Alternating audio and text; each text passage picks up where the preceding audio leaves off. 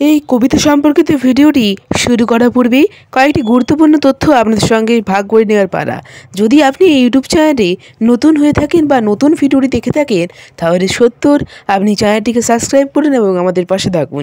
এছাড়া ভিডিওটি যদি ভালো লেগে থাকে তাহলে প্লিজ একটা লাইক করে দিবেন, এবং যদি আপনার মনে হয় যে এটি অন্যর সঙ্গে ভাগ করে নেওয়ার মতন, তাহলে প্লিজ একটি শেয়ার করে দিবেন নেট দুনিয়ায় বা নেট মাধ্যমে। আর যদি আপনার কিছু মনের অনুভব থাকে, বা খারাপ হোক বা ঠিক হোক, আপনি জানাতে পারেন প্রতিটি ভিডিওর কমেন্ট বক্সের মাধ্যমে, যাতে আমরা আগামী যুগে আর নতুন নতুন ভিডিও উৎসর্গ করতে পারি এবং এই চ্যানেলটি এক অন্যতম নাম্বার 1 চ্যানেলে পরিণত করতে পারি। আমাদের উদ্দেশ্য বাংলাকে সফলতা করা, বাংলায় এক উন্নত মানের দৃষ্টিভঙ্গি করা। তাই দেখে থাকুন, সঙ্গে থাকুন এবং কেউ স্কিপ করে দেখবেন না, পুরো ভিডিওটির সাথে থাকুন। ধন্যবাদ, নমস্কার। আপনারা দেখতে থাকুন পুরো ভিডিওটি। আজকের কবিতা ভোরের হাসি, কবি জয়দীপ দত্ত। বেশি কিছু না বলে আমরা সরাসরি চলে যাব পোস্টারে পাতায়। মানে কবি কি বলেছেন এই কবিতার দ্বারা, মানে এই কবিতাটি লেখা হয়েছে কিসের জন্য, সেটাই জানতে আমরা চলে যাব পোস্টারে পাতায়। সরাসরি চলে যাব। যদি ভিডিওটি ভালো লেগে থাকে তাহলে please like, share, subscribe, comment করতে ভুলবেন না। ধন্যবাদ, নমস্কার। জুড়ে থাকুন, সঙ্গে থাকুন পুরো ভিডিওটির সঙ্গে। ফার্স্ট পোস্টারের মাধ্যমে কবি বলতে চেয়েছে, যখন তোমরা কবিতাটি পড়বে বা কবিতাটি শুনবে বা কবিতা সম্পর্কে একটু জানবে, তখন তোমরা সিরিয়াসলি বুঝতে পারবে যে সেই পাখির ডাক, যে পাখির ডাকের ভোর আমাদের কাছে এক অতুলনীয় বিষয়।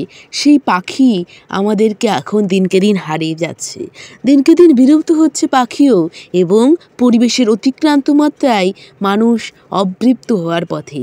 সে অবৃপ্ত হওয়া থেকে বাঁচানোর জন্য সেই ভোরবেলায় যে পাখিরাও একদিনের খোঁজে, খাদ্যের খোঁজে বেরিয়ে পড়ে, ঠিক তেমনি যে এক পাহাড় থেকে আরও বেরিয়ে বেরিয়ে এক পুরো আকাশ সারা এবং পুরো আলোয় আলোকিত হয়ে যায়, এটাই বলা হয়েছে প্রথম পোস্টারের মাধ্যমে।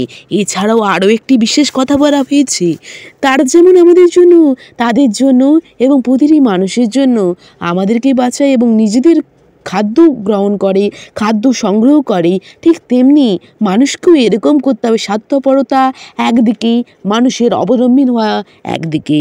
এটাই হচ্ছে জীবন, এটাই হচ্ছে বর্তমান, এটাই হচ্ছে ভবিষ্যৎ। তাই এইটাকে যদি ভুলে যাও তাহলে জীবন এক অনাক্রমণায় পরিণত হবে। এটাই বলা হয়েছে প্রথম পোস্টারের দ্বারা। সেকেন্ড পোস্টারের মাধ্যমে কই বলতে চেয়েছে, যেমন চাষি ভাইয়েরা বা যারা আমাদের মতনই একজন মানুষ, তারা দিন রাত খেটে পরিশ্রম করে এই দুমুঠো টাকার বিনিময়ে।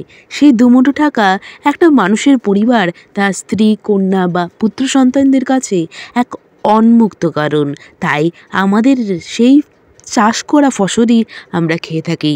বোরো ধান, আউশ ধান, বিভিন্ন রকম ধান পশ্চিমবঙ্গেও চাষ হয়, বিভিন্ন রকম অঞ্চলে বা বিভিন্ন রকম দেশেও চাষ হতে দেখা যায়। এই চাষ হওয়া এই মানুষদের এত পরিশ্রমের লক্ষণ। সেই চাষ হওয়া আমরা খেয়ে থাকি এবং আমাদের পেটে দুমুঠো আরাম অনুভূতি হয়।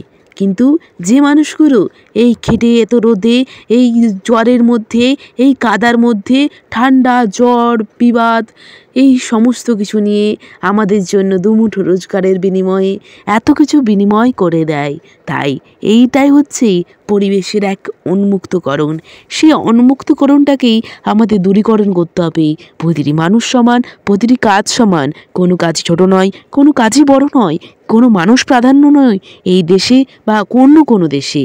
তাই আমাদের এইটুকুন জানতে হবে, আমরা যার কাছ থেকে নিয়ে থাকি, যাকে আমরা পয়সা দিয়ে কিনে থাকি দুমুঠো এর জন্য, আরাম খাওয়ার জন্য, কিন্তু সেটা আমাদের পয়সা দিয়ে নয়, তাদের পরিশ্রমের রোজগার, তাকে প্রাধান্য দেওয়া উচিত।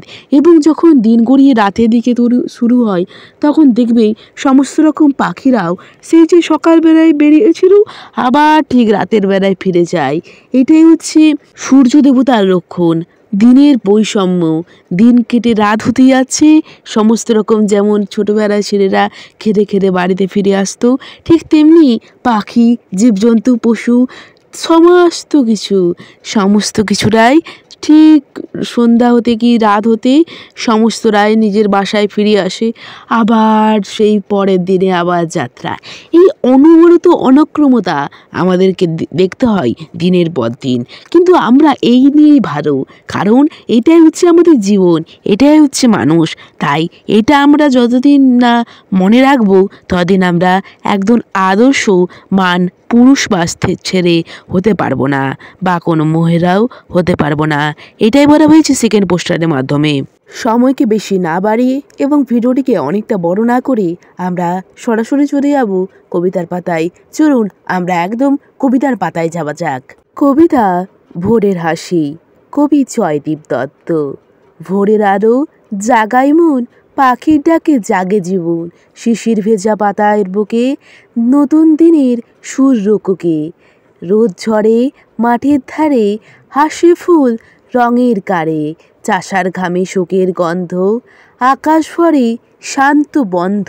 বিকেল বেলায় হাওয়া বয়ে ছোট্ট নদী গান গেয়ে যায়, মেঘের ভেলা নাচে আকাশে, সূর্য ডুবে স্বপ্নে ভাসে, রাত নামেলে চাঁদ ওঠে তারার মেলা আকাশে, নীরবতায় মন বলে আজও দিন গেল ভালোবাসে।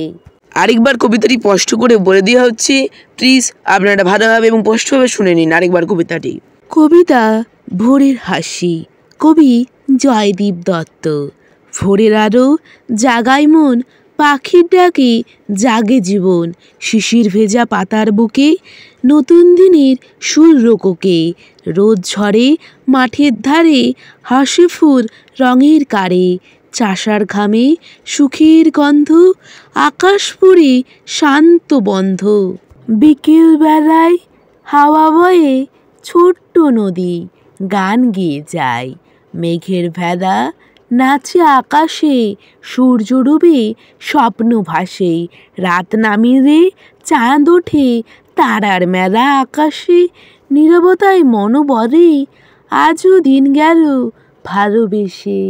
যদি এই ভিডিওটি আপনার ভালো লেগে থাকে তাহলে প্লিজ লাইক করুন, শেয়ার করুন এবং এই চ্যানেলটি এবং Facebook channel, Instagram channel subscribe এবং লাইক করতে ভুলবেন না এবং ফলো করে নেবেন।